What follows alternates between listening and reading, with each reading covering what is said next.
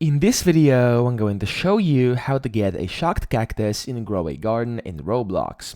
So in case you need a shocked cactus for this plant quest over here, let me show you because I'm at this stage as well. So you have to basically feed it a shocked cactus. What you can do is you want to go to your garden, and this is going to be the best way. Now, you can just plant down as much cactuses as you possibly can. As you can see over here, I have a bunch of them over here on the left, and then I also have a huge one or two over there on the right. So it's going to be your best bet to basically just place these down and then wait for a specific weather, which is not going to be this rain over here, which is right now going on. You want to have thunderstorm. Now, it's going to be a bit more rare. You're going to have to wait for it and play quite a bit.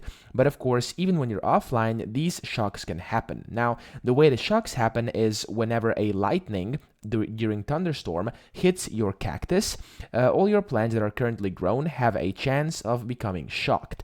And if that happens, of course, you'll be able to get your shocked cactus. Now, you can also improve your chances of this happening. Let me show you the best way you can do this. So, what I would do, I would just go ahead and buy as much cactus seeds as possible. Let me see. Okay, I have 3 over here.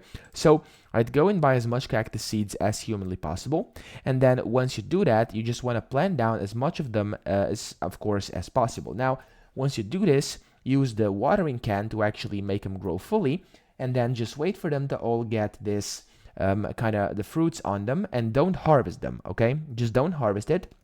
What you should do instead is you want to head over to the gear shop, which is over here, unfortunately on the other side of the map for me. And then once you walk up to the gear shop, you'll be able to talk to Aloys over here, and then you can just open up the gear shop.